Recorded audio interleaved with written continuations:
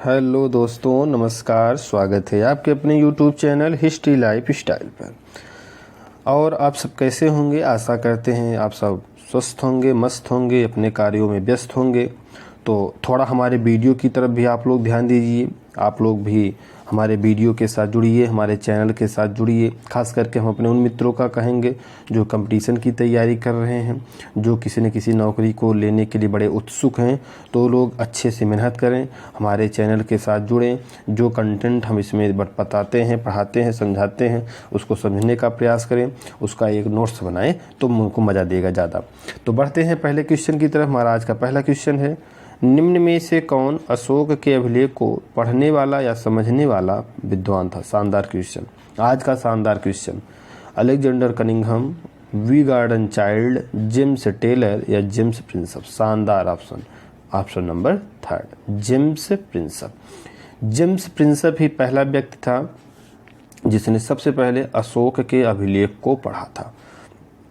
अशोक के अभिलेख की जो लिपि थी वो ब्राह्मी लिपि थी। कौन सी लिपि थी?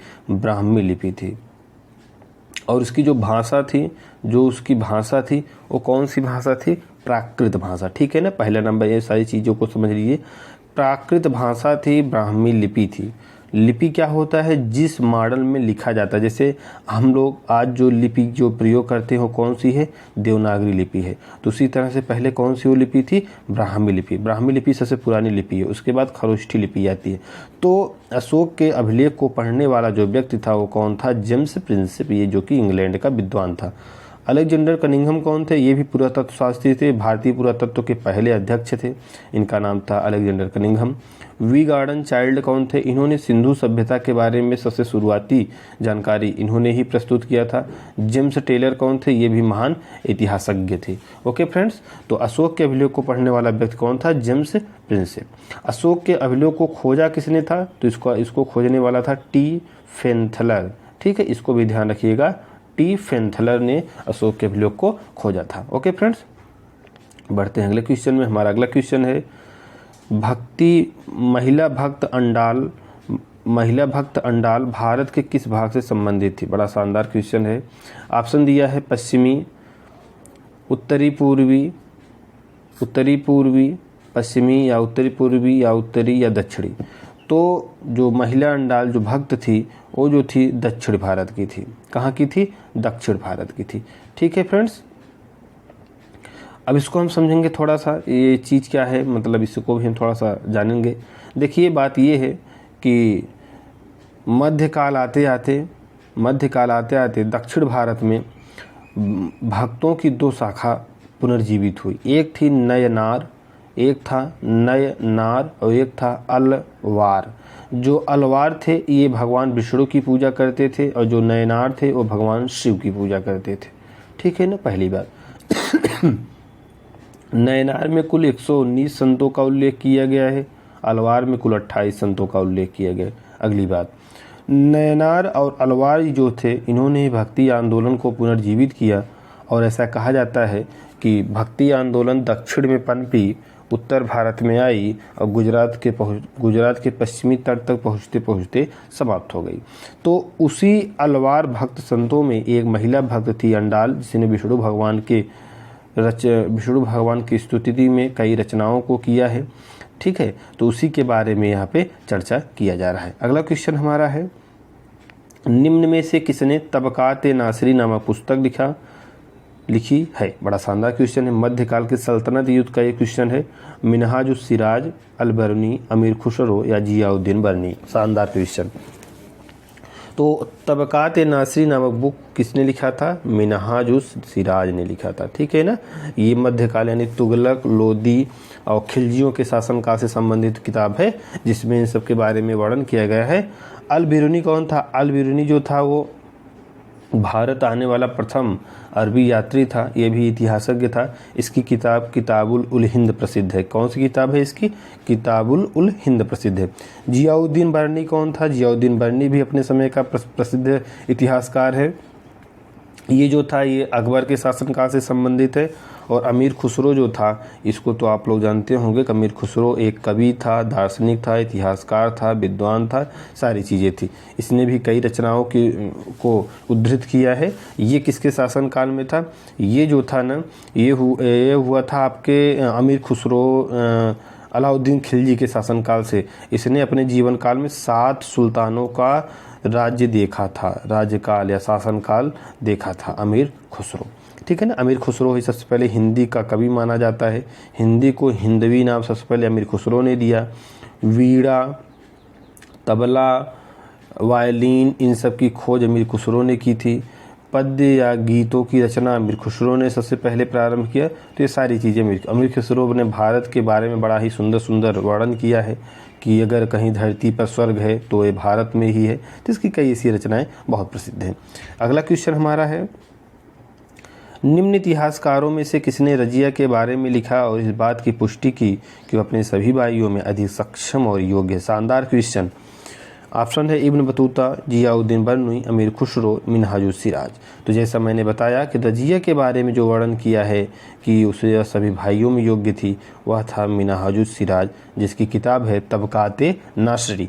इब्न बतूता कब आया था? इब्न बतूता ये दक्षिण अफ्रीका का यात्री था, उत्तरी मोरक्को का, जो कि आपके मोहम्मद बिन तुगलक के शासनकाल में आया था। ठीक है। तो अगला क्वेश्चन हमारा है, 1579 ईस्वी में निम्न में से किसने मजहरनामा जारी किया था? शानदार क्वेश्चन है। शाहजहां, अकबर, जहांगीर या हुमायूं? तो इसका राइट ऑप्शन हो चाहिए अकबर। अब मजहरनामा क्या था, ये भी हम बच्चों को बताना चाहेंगे, अपने बच्चों, प्यारे बच्चों को जरूर बताना चाहेंगे। मजहरनामा जो था ना, ये मुस्लिम संहिता एक कानून था। ठीक है ना। इसमें होता क्या था कि जब मध्यकाल प्रारंभ हुआ, मुगल वंश अस्थायी हो गया, तो जो मुस्लिम थे वो सामान्य जीवन यापन के लिए कुछ ऐसे कानूनों को प्रेरित किए थे या बनाए थे, जिसको कुरान एवं हदीस से लिए थे। तो उन कानूनों को फतवा कहा जाता था। जब ये देखते थे समाज में कोई गलत कार्य हो रहा है या कोई शासक नीति विरुद्ध चल रहा है, तो फतवा जारी करते थे। अकबर इन सबसे तंग हो गया, तो उसने क्या किया, अपने एक दरबारी जिनका नाम था अबुल फजल, ठीक है ना, अबुल फजल, जिसने अकबरनामा तैयार किया था, तो उससे एक पूरा संहिता लिखवाया, मुस्लिम धर्म से कानून बनवाया और उसको ही उसने जारी किया कि इसमें जो जो चीज़ें लिखी हैं मैं उसी के अनुसार अपना राज्यकार्य करूँगा। मेरे राज्यकार्य में मौलानाओं का हस्तक्षेप पूरी तरह से वर्जित है। जैसा कि पता होगा कि अकबर के ही शासनकाल में पूर्वी भारत में एक ज़बरदस्त विद्रोह उठ खड़ा हुआ था, खास करके जौनपुर में। जौनपुर का जो मौलाना था, इसने अकबर के विरुद्ध जिहाद की घोषणा की थी। तो सारी चीज़ें इसमें शामिल हैं। तो उसी से तंग आकर उसने मजहरनामा को जारी किया था।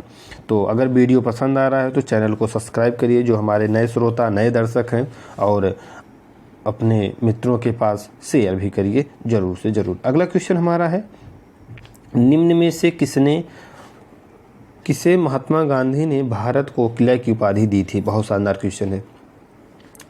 Sucheta Kripalani, Sarojini Naidu, Annie Besant, Toru Dutt. तो इसका नाम था सरोजनी नायडू। ठीक है ना। सरोजनी नायडू को महात्मा गांधी ने भारत को किला की उपाधि दी थी। सुचेता कृपलानी कौन थी? ये भी एक विशेष महिला थी।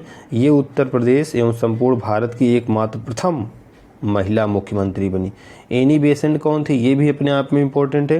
कांग्रेस की पहली महिला अध्यक्ष बनने वाली एनी बेसेंट ही थी। एनी बेसेंट एक विदेशी मूल की महिला थी। तोरू दत्त कौन थी? ये जो है बड़े ही कम उम्र में इंग्लिश लिटरेचर में अच्छा नाम इन्होंने कमाया था। ये अंग्रेजी साहित्य की बहुत बड़ी कवित्री थी, लेकिन इनका निधन मात्र 21 या 22 वर्ष की वर्ष में हो गया था। तो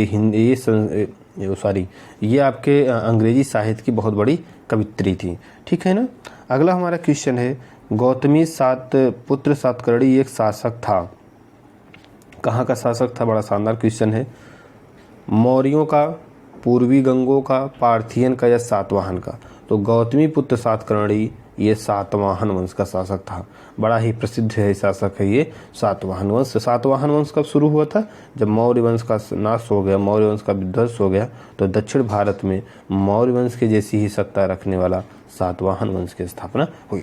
तो दोस्तों ये थे कुछ चुनिंदा प्रश्न जो सीधा टारगेट करते हैं वनडे एग्जाम में, टीचर एग्जाम में, या ऐसे कोई भी प्रश्न, कोई भी एग्जाम हो जिसमें इतिहास से रिलेटेड चीज़ें आती हों, तो ये सारे प्रश्न उसमें बार बार पूछे जाते हैं।